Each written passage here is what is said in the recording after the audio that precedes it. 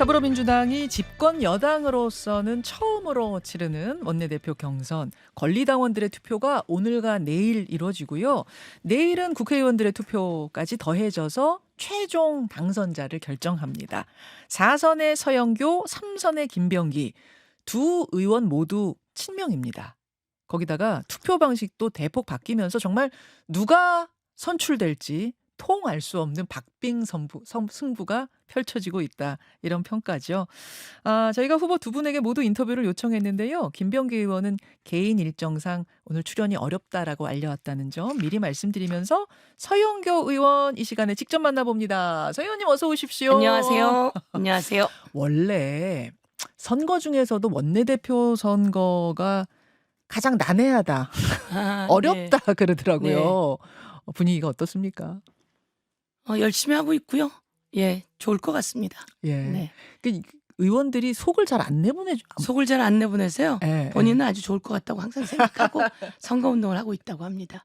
왜냐하면 예. 다 관계가 좋잖아요. 그렇죠. 그리고 또 그렇죠. 어떻게 살아왔는지를 알고 어떤 일을 해왔는지 알고 음. 그런데 속으로는 누가 일을 잘할 사람인지 저도 벌써 원내대표 선거를 여러 번 해보지 않았습니까? 예, 예. 그래서 지금은 누가 이 원내대표를 맡아서 여야와 협상을 하고 정부를 뒷받침하고 국회의원들과 소통해 나가면서 국민들께 여당의 모습을 보여줄 수 있는 사람이냐 이런 것을 판단해가지고 하기 때문에 속내도 모르고 다 좋은 줄 아는데 예. 결과는 또 좋은 사람이 되는 그런 절묘한 선택 그렇죠. 그런 결과가 나오는 것 같습니다. 네. 이번에는 이제 권리당원들의 투표 결과가 20%나 예, 반영이 그렇습니다. 됩니다. 이게 어느 정도나 변수가 될 걸로 지금 예상하세요? 제가 딱 계산을 해본 건 아닌데 예. 계산해 본 사람들에 의하면 34명 34석 정도의 예, 효과. 국회의원 34석 정도의 효과가 있어서 아주 큰 변수이다 이렇게 보고요.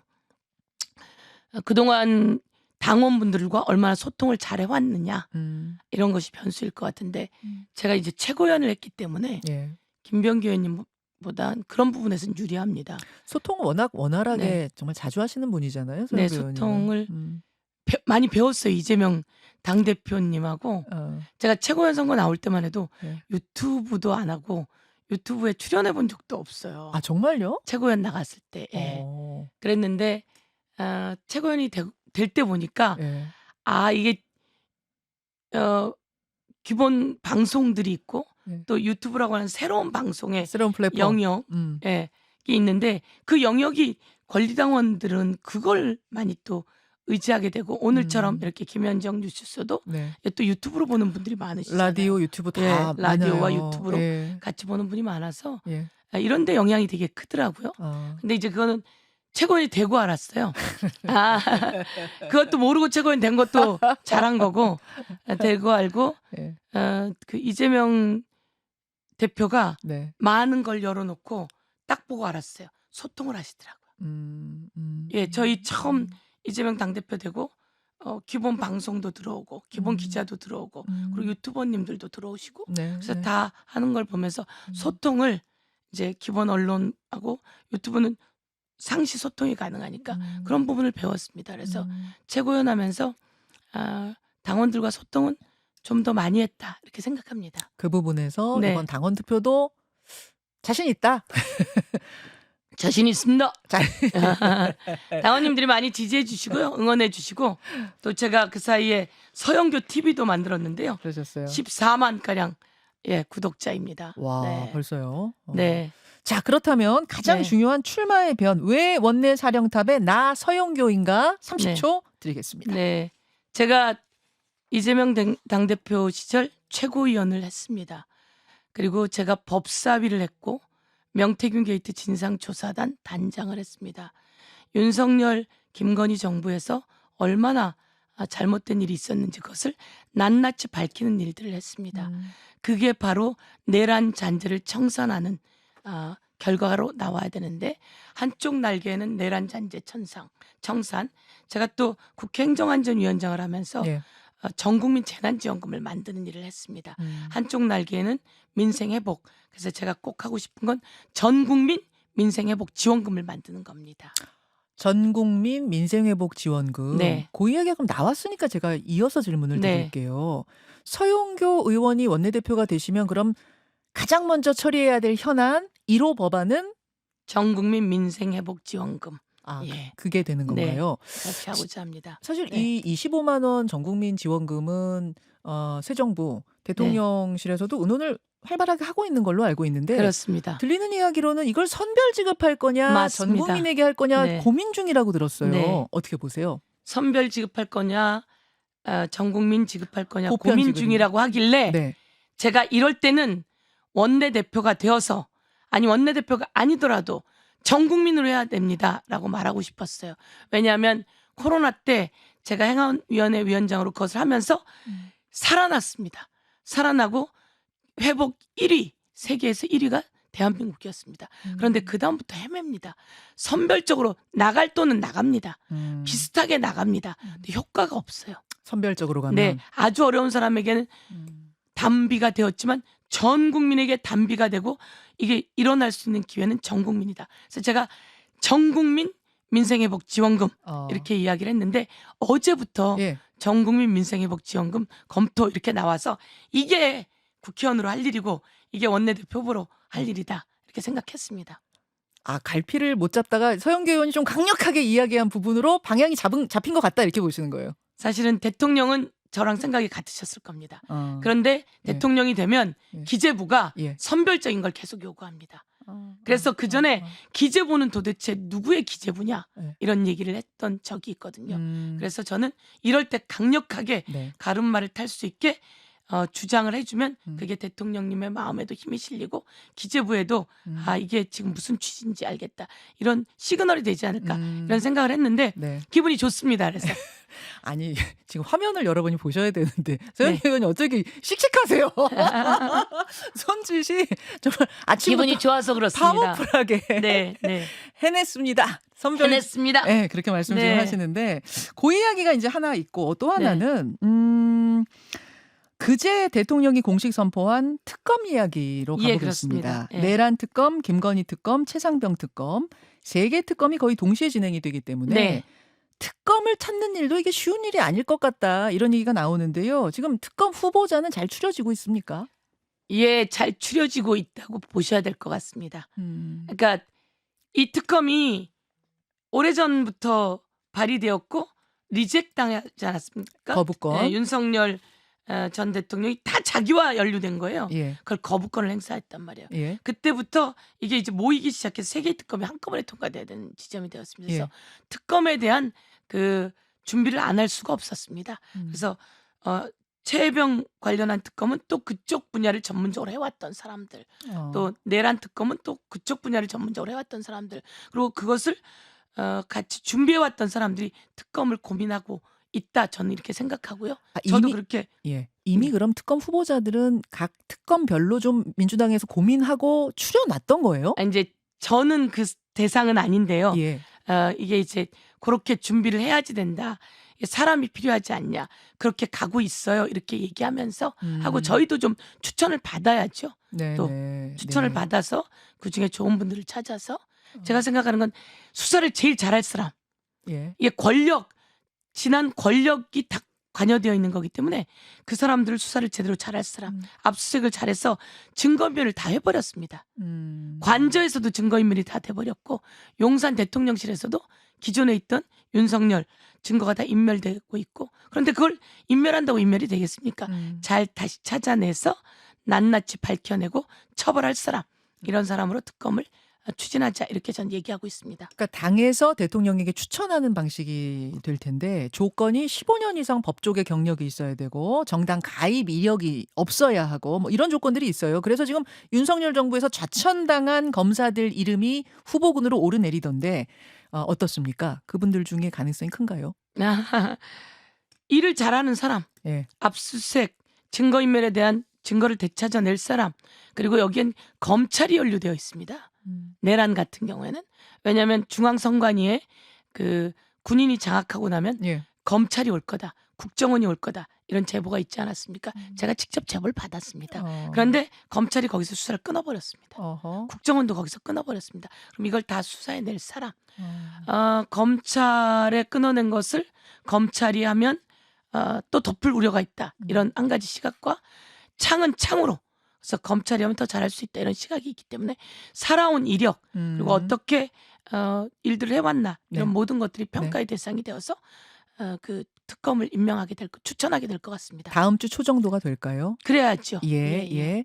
이제 관련해서 네. 정당 해산에 대한 이야기가 지금 나옵니다. 네. 국민의힘에 대한 정당 해산을 민주당이 추진할 수 있다, 추진할 것이다, 추진할 만한 어떤 이 지금 명분들이 찾아지고 있다, 뭐 이런 이야기들이 나오는데 어떻게 보십니까? 지금은 사실은 이제 내란 과정에서 비상계엄 과정에서 불법 비상계엄이 내란 행위다라고 하는 부분은 헌법재판소에서도 내란 죄는 그 법정에서 따지지만 예. 내란 행위라고 하는 건 헌법재판소에도 따지고 탄핵될 땐 그게 내란 행위라고 하는 판단입니다. 그런데 그 내란 죄라고 하는 부분을 국민의힘에서 계속 옹호해 오고 있었습니다.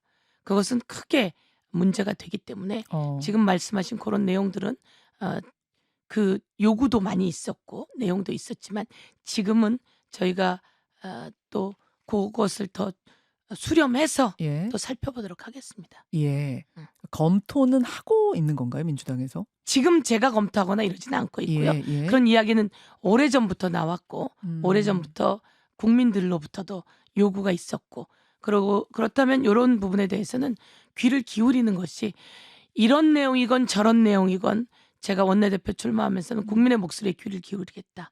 당원의 목소리에 귀를 기울이겠다.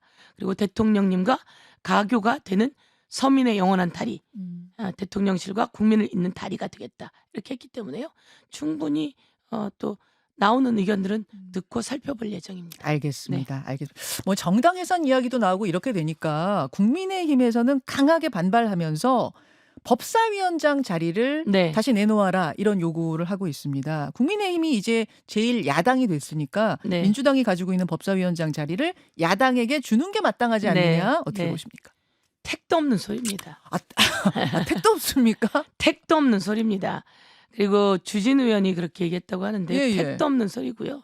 국회 그 운영 자체도 모르는 소리고요. 어허. 예, 이거는 170석 대 108석 아니 거기서도 또 탈당했으니까 이렇게 되어 있지 않습니까? 그렇다면 이거는 국회의원 의석수에 비례해서 법 그 상임위는 배정되는 겁니다. 그런 걸 위해서라도 국민의힘이 그 총선에서 잘했어야지 되는 거고요. 국민들의 목소리를 들었어야 되는 거고요. 윤석열 정부와 단절했어야 되는 겁니다. 그렇지 않은 채로 윤석열 정부를 옹호하고 내란을 옹호해놓고 지금 와서 대통령 선거에서 패배해놓고 그러니까 법사위를 달라. 말도 안 되는 논리지요. 예. 국민의힘에서는 그래서 민주당이 법사위원장을 가져갈 때 논리가 행정부 견제를 위해서 법사위원장은 야당이 맡아야 한다 이거 아니었느냐. 그러니 네. 이제는 견제를 위해서 야당인 우리가 해야 한다 이런 얄팍한 그 논리이고요. 보시다시피 윤석열 정부의 그 온갖 만행을 끊어냈어야 되는데 끊어내지 못하고 지원했잖아요. 그리고 옹호하고 보호하고 윤석열 관저에 얼마나 많은 국회의원들이 달려갔습니까? 그런 일들을 해왔고 그리고 국민들의 목소리 듣지 않아서 경제는 지금 마이너스 성장입니다. 그렇게 만들어 놓고 그래서 대통령 파면당하고 김문수 올릴 때 또 한덕수하고 그런 일 저질러 놓고 그리고 패배했으면 반성하고 자중을 해야 또 모자랄 판이고 어허. 스스로 개혁해야지 될 판에 뜬금없이 법사위원장 얘기하면 뭐 그게 갑니까? 그래서 택도 없는 소리이고 그리고 스스로를 돌아봐야 될 시점이고 이 법사위원장은 상임위 재표는 2년마다 합니다. 예. 그렇지만 2년 후에도 예. 저희가 170석이기 때문에 의석수에 비례해서 배분하기 때문에 지금 법사위에서 해야 될 일은 내란 종식시켜야 됩니다. 맞아.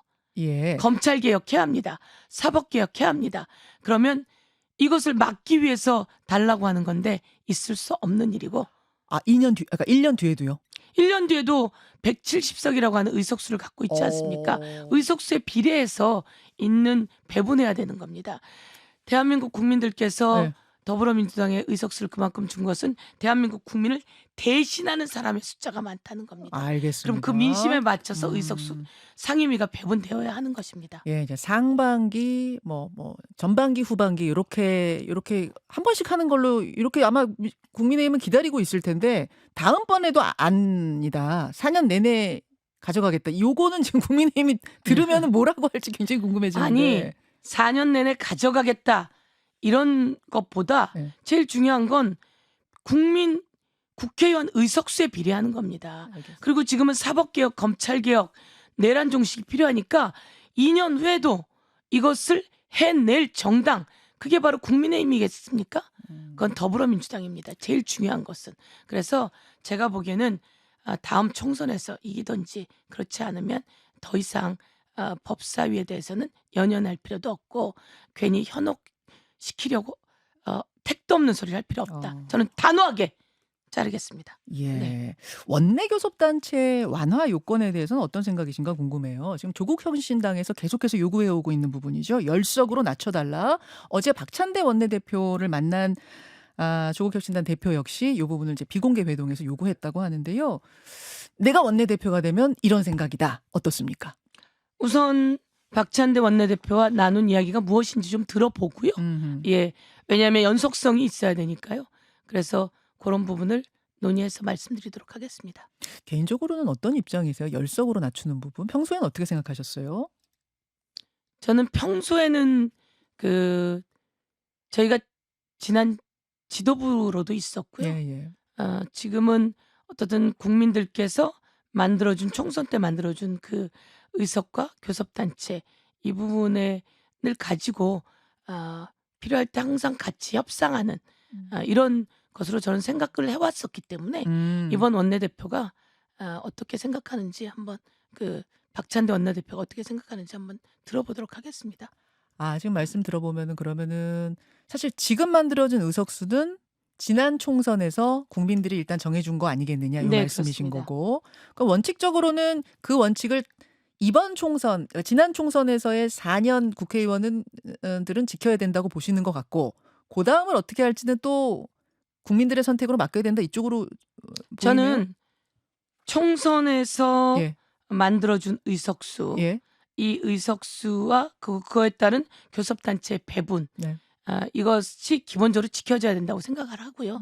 그렇지만 또 이야기된 부분들이 있으니 들어보겠다고 하는 거고요. 듣고 논의하겠다. 예, 그다음에 박찬대 원내대표가 어떤 논의를 했는지 네. 이런 부분들도 좀 들어보고자 하는데 네. 저는 그렇습니다. 원래 기본적으로 총선 때 국민들께서 만들어준 이 민심이 천심이라고 생각하고요. 그 민심의 천심에 따라서 가고 또 서로 협조할 것은 협조하고 협상할 것은 협상하고 이렇게 가야 된다고 생각합니다. 이 원내대표랍니다. 저 원내교섭단체 요건에 더 관심을 가지는 이유가 이게 열석으로 줄어들면 국민의힘에서도 움직이려고 하는 어떤 분당의 움직임이 있지 않겠느냐 이런 얘기하시는 분들이 계세요. 그게 이제 처음 총선 때 예. 그런 이야기가 있었습니다. 있었어요. 네, 그쪽에서도 정당이 또 따로 있지 않았습니까? 예. 그 정당으로 따로 교섭단체를 할 수 있다. 예. 그러면 똑같은 유형이 돼서 또 다른 교섭단체를 만들 뿐이기 때문에 우선은 민심이 정해주신 대로 알겠습니다. 천심으로 여기고 가는 것이 가장 맞다. 이렇게 저는 생각해 오고 있었고 그렇게 논의해 왔었습니다. 알겠습니다. 이제 한 1분 정도 남았는데요. 여러분 오늘과 내일 이틀 동안 치러지는 민주당 원내대표 경선 마지막 한 30초 정도 네. 마무리하실 수 있는 기회를 드려야 될 것 같습니다. 소영기 네. 의원의 말씀 듣죠? 네. 국회 행정안전위원회 위원장하면서 전 국민 재난지원금을 만들어내면서 코로나 때 대한민국이 세계 1등의 회복 국가를 만든 경험이 있습니다. 이런 것으로 지금의 가장 중요한 것은 경제를 회복하는 일입니다.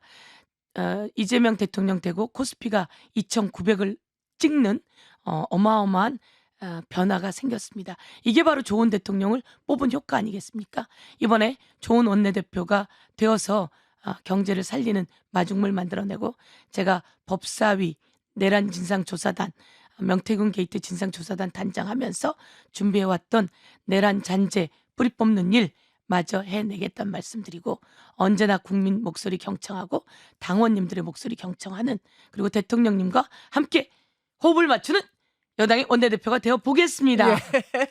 선의 감사합니다. 경쟁 끝까지 잘 치르시길 바라고요. 오늘 네. 고맙습니다. 감사합니다. 서영교 의원이었습니다. 김현정의 뉴스쇼는 시청자 여러분의 참여를 기다립니다. 구독과 좋아요, 댓글 잊지 않으셨죠? 알림 설정을 해두시면 평일 아침 7시 10분 실시간 라이브도 참여하실 수 있습니다.